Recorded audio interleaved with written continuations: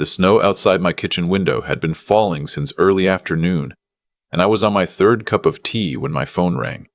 I almost didn't answer it.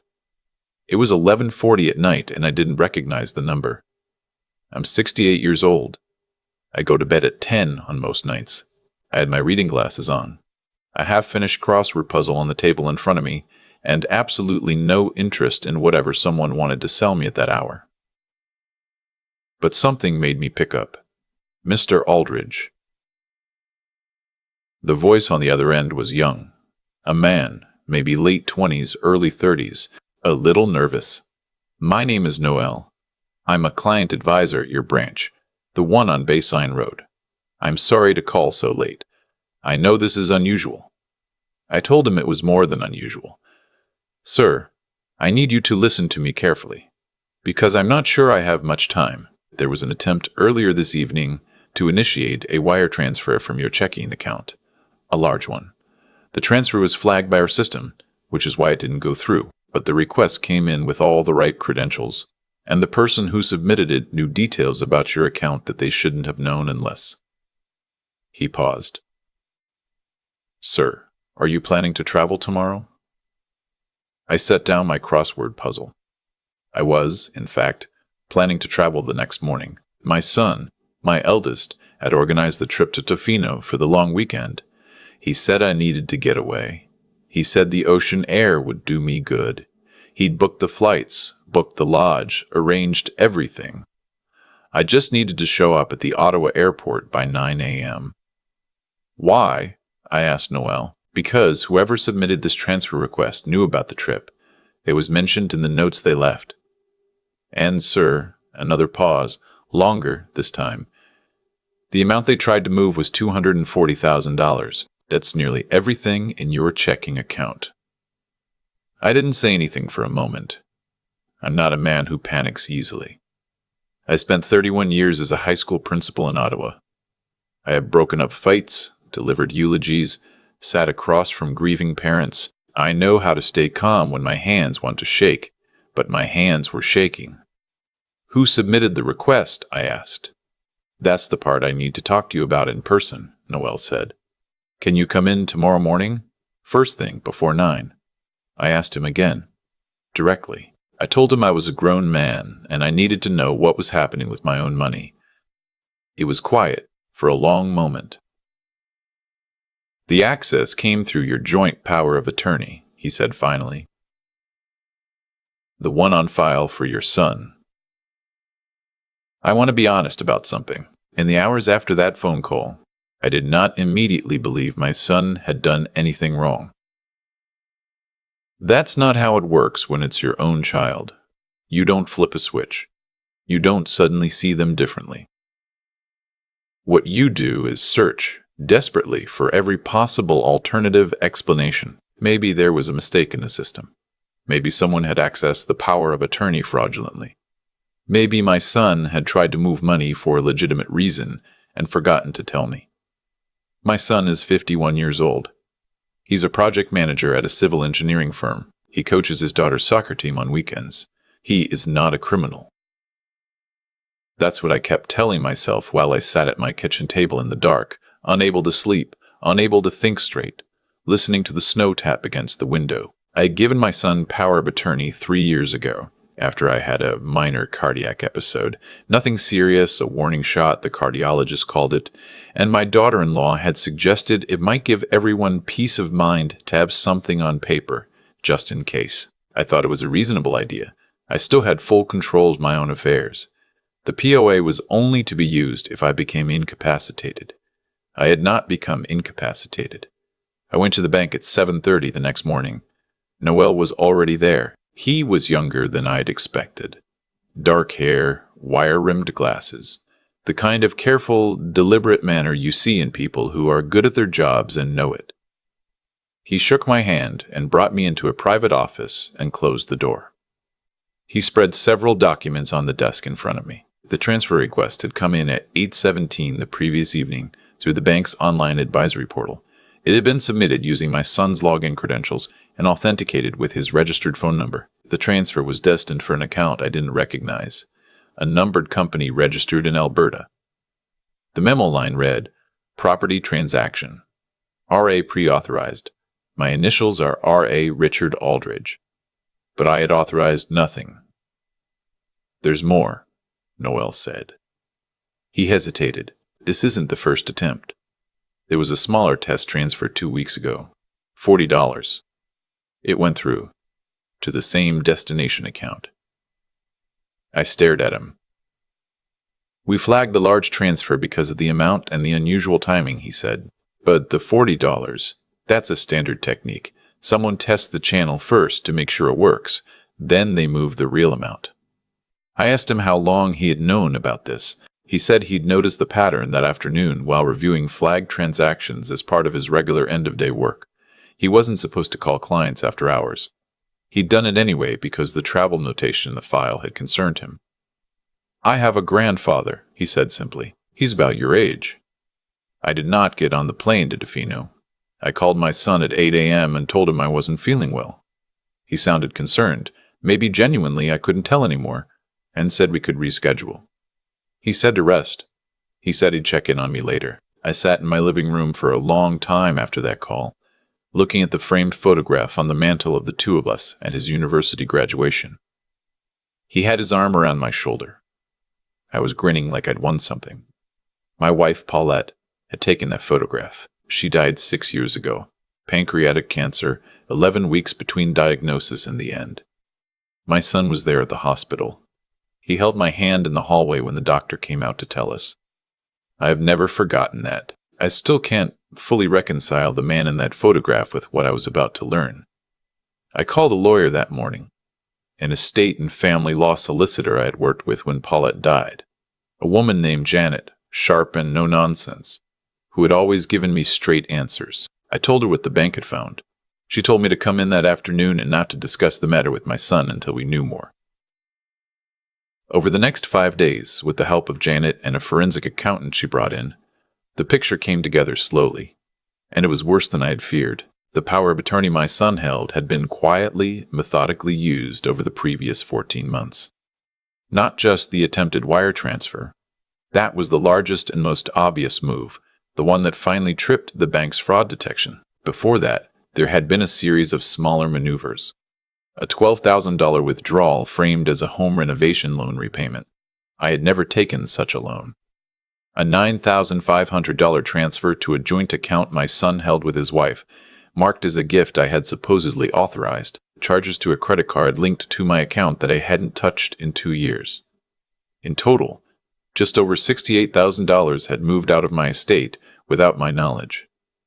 When Janet laid it all out in a single document, I had to read it 3 times, not because I didn't understand it, but because I kept hoping that if I read it again, some of the numbers would change. They didn't. The hardest part was not the money. I want to be clear about that. Uncomfortable, not wealthy by any grand measure, but a teacher's pension and a paid-off house on a quiet street in the west end of Ottawa put me in a position that most people would not complain about.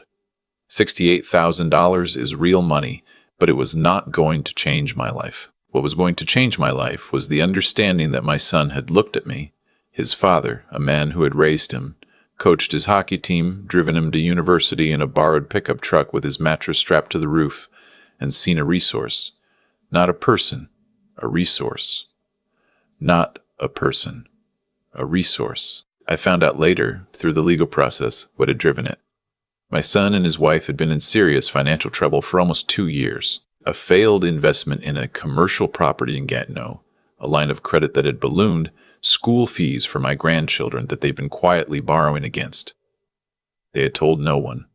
Not me, not her parents, not their financial advisor. They had just started quietly helping themselves to what they must have assumed would be theirs eventually anyway.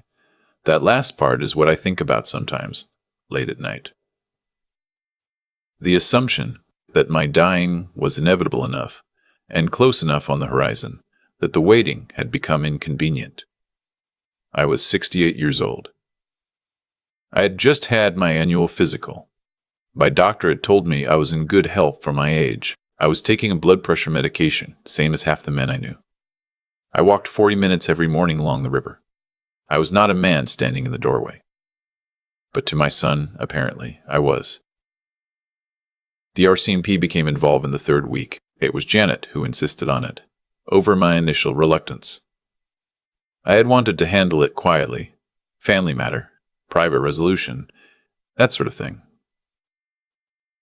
Janet sat across from me and said, very calmly, that what had happened was not a family matter. It was fraud, and if I declined to report it, there was a reasonable chance my son would do it again, to me or to someone else. She was right. I knew she was right. I just needed someone to say it plainly. The investigation took several months. My son denied everything at first, then claimed he had understood the transfers to be authorized. Then, when the forensic evidence made that position untenable, his lawyer approached Janet about a resolution. My daughter-in-law cooperated with investigators. I suspect she had wanted out of the situation for some time and saw the investigation as, perversely, an exit. My son was charged with fraud over $5,000 and breach of fiduciary duty. He pleaded guilty in exchange for a reduced sentence. He received a conditional sentence of 20 months to be served in the community, a restitution order for the full $68,000, and a permanent prohibition from holding power of attorney over any person. He did not go to prison. I have mixed feelings about that. Some days I think he should have. Most days I just feel tired. I want to tell you about Noel, because I think about him more than he probably knows. After the bank's internal review concluded, I learned that Noel had, technically speaking, violated protocol by calling me after hours. The bank's fraud team was supposed to handle client contact in situations like that. He had made a judgment call, a personal one, based on his own conscience, and it had cost him a formal reprimand that went into his file. When I found out, I went back to the branch to speak to his manager. I sat down with the branch manager, a careful woman who listened to me with a politely neutral expression that managers perfect over years of dealing with the public, and I told her that the reprimand was unjust, and that in my professional opinion, 31 years in education, including many years of evaluating staff, Noel had demonstrated exactly the kind of character and judgment that institutions should be rewarding, not penalizing. She said she appreciated my perspective. I also wrote a letter to the bank's regional ombudsman. I don't know if it made a difference. What I do know is that 6 months after all of this, Noel was promoted to a senior client advisory role. I'd like to think the letter helped. I also know that I set aside a registered education contribution for his daughter. He had mentioned her once, briefly, in a way that told me he was a man who thought about the future. It wasn't a large amount. It wasn't meant to be payment for what he did. It was meant to say, I see you. I know what it cost you to make that phone call. And I didn't forget. I brought it to him in an envelope at the branch, which I realize is not the most sophisticated financial vehicle. And he looked at it for a long moment, and then looked at me and said he couldn't accept it. I told him it wasn't for him. It was for his daughter. There's a difference. He laughed a little. He took the envelope. There are things I am still working through. I have not spoken to my son since Sing Sing. He has written me 2 letters which I have read and not answered. I don't know if I will. My grandchildren, his kids, my granddaughter who is 12, and my grandson who is 9, are caught in the middle of something that is entirely the fault of their parents and entirely unfair to them. I have been in contact with my daughter-in-law about maintaining a relationship with them. That conversation was difficult. I think we will find a way. I still live in the same house. I still walk along the river in the mornings. The pathway is icy in winter, and there is one particular section near the Carlton footbridge where you have to watch your step. And I always think, when I'm careful on that ice, that caution is something you develop over time. You don't learn it once. You keep learning it. My wife would have known what to do. She was always better at the human parts of things than I was. She would have sat down with my son years ago, before any of this, and she would have asked him, in that direct way she had, that somehow never felt like an accusation, how he was really doing, and he might have told her, and maybe none of it would have happened. But Paulette is gone, and I am still here, which is more than I would have been able to say if I had gotten on that plane to Tofino. I think about that sometimes. The version of this story where I dismissed the late-night phone call as a scam, where I set my glasses on the nightstand and go to sleep and wake up and pack my bag and drive to the airport, where I land on the West Coast in the rain, walk into that lodge my son had booked, and sit down to dinner with the man who had been quietly dismantling my life for 14 months. I think about how I would have smiled across the table at him and had no idea. It is a strange thing to owe your life, or at least your financial security, your legal standing, your ability to remain in your own home, to a young man at a bank branch who stayed late on a Thursday evening, noticed a pattern in the numbers that crossed his desk, and decided, against the rules, that the right thing to do was pick up a phone. Most people would not have done that. Most people would have filed the report, passed it to the fraud department, and gone home to their families. Nobody would have blamed them. It was not their job to save a 68-year-old retired principal from his own son. Noel did it anyway. I don't have a tidy lesson to wrap around what happened to me. I'm not going to tell you to review your legal documents, though you should. I'm not going to tell you to be suspicious of the people who love you, because I don't believe that's a good way to live. What I will tell you is that the people who change the course of your life rarely announce themselves. They show up at 11:40 at night, uncertain, apologetic, breaking the rules in small ways for reasons that have nothing to do with reward. Pay attention to those people. And when you can, tell them that you did. I've had a lot of time to think about cause and effect since all of this happened. Not in any grand spiritual sense. I'm not a man who reaches for that kind of framework easily, but as someone who spent 3 decades watching young people grow into who they were going to become, I believe deeply that the choices we make in private eventually find their way into the open. Every time. My son didn't become someone who could do this overnight. That's the part that took me longest to sit with. The decisions that led him here were made quietly, over months and years. A small dishonesty here, a rationalization there, the slow convincing of himself that what he was doing was temporary, or justified, or somehow owed to him. That's how it always works. Nobody wakes up one morning and decides to betray someone they love. They arrive there by degrees, and each degree feels small enough to step over. I think about Noel in the same way. He didn't become someone who would make that phone call overnight either. He built that too, quietly, through choices nobody was watching. Choosing to stay late. Choosing to look carefully at numbers that were technically someone else's problem. Choosing, when it mattered, to pick up the phone instead of going home. Those are not dramatic gestures. They are the accumulation of a certain kind of character, repeated until it becomes instinct. That's what I want to say to anyone who has sat with a story like mine and wondered what the lesson is.